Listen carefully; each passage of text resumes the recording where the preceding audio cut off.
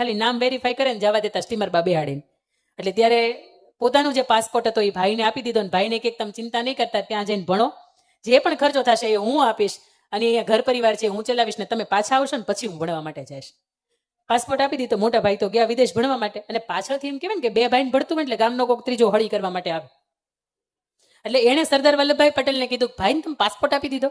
આ સમયગાળો આજથી કેટલા 80, 85, 90 વર્ષ પહેલાની વાત કે ત્યારે તમે માંડ 10,000 રૂપિયા ભેગા કર્યા હતા. આજે 10,000 કરવા હોય તો એ ફીડ આવી જાય. એટલે ત્યારે તમે માંડ કર્યા હતા તો તમે તમારા ભાઈને પાસપોર્ટ આપી દીધો. અને તેથી સરદાર વલ્લભભાઈ અખંડ ભારતના શિલ્પી એવું કહે છે કે ભાઈ માટે પાસપોર્ટ નહીં પ્રાણ પણ આપવાના થાય ને તો સાહેબ આપી દેવાના હોય. સરદાર વલ્લભભાઈ પટેલ શીખવે છે કે લોહીનો નહીં કોઈનો નહીં. અને એના જીવનની બીજી મારે વાત કરવી છે કે જ્યારે અખંડ ભારતને 52 દિવસની અંદર 562 રજવાડા ભેગા કરવાના હતા સાહેબ, અને ત્યારે 52 દિવસની અંદર કેમ ભેગા કરવા, કોની પાસેથી માંગવા, અને ત્યારે ગોંડલ સ્ટેટ, ભાવનગર સ્ટેટ, એવા કેટલાય સ્ટેટ તો એવા હતા કે એનું પોતાનું ચલણ હતું.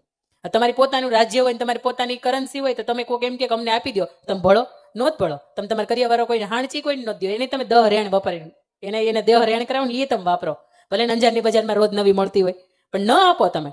ત્યારે કૃષ્ણકુમાર સિંહજીને પાસે સરદાર વલ્લભભાઈ પટેલ જાય છે ને એવું કહે છે કે બાપુ આપ 1800 પાદરના ધણી છો અને સૌથી મોટું રજવાડું તમારું છે. સૌરાષ્ટ્રની અંદર ત્યારે 222 જેટલા રજવાડા હતા. તો કે 1800 પાદરના ધણી છો ને તો તમારે તમારું રજવાડું છે ને એને અખંડ ભારત માટે આપવાનું છે, પહેલી આહુતિ તમારે આપવાની છે. ત્યારે કૃષ્ણકુમાર સિંહજી એક પણ ક્ષણનો વિલંબ કર્યા વિના એક સિગ્નેચર કરી આપે છે ને લખી આપે છે. હગા ભાઈ પાસે એક શેઢો માગવા જાય ને તો એ ન આપે.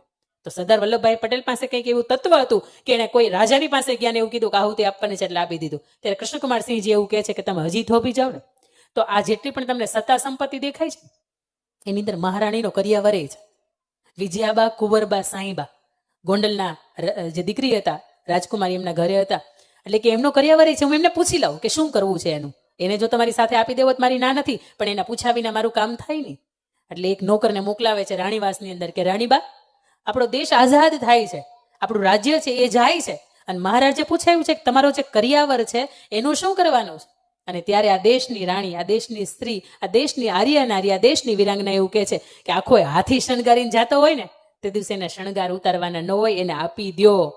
અને આ પત્ની તરીકે જ્યારે 4 ફેરા ગોર મહારાજ ફરાવે ને તો સૌથી ફેરો હોય ધર્મનો, પછી અર્થનો, પછી કામનો ને પછી મોક્ષનો. સૌથી પહેલો ધર્મનો ફેરો હોય. અંદર એવું કહે છે કે પતિદેવ જ્યારે પણ કોઈ ધર્મના કામની અંદર આહુતિ આપતા હશે ને તો હું એ આહુતિ આપવા માટે હાથ એનો પકડી રાખીશ, એનો હાથ પાછો ખેંચી નહીં લઉં. એમાં ઘણા ભાઈઓ હશે ને એમ થતું હશે કે આપણે 2,51,000 આપણે આપણા નામના લખાવી દઈએ, પત્નીના જ નામ ઉપર કે બાના કે મમ્મીના જ નામ ઉપર લખાવાના હોય, છતાં એમ કે 2,51,000 ન્યા આપાય ને કે તમને એક હાર કરાઈ ગયો.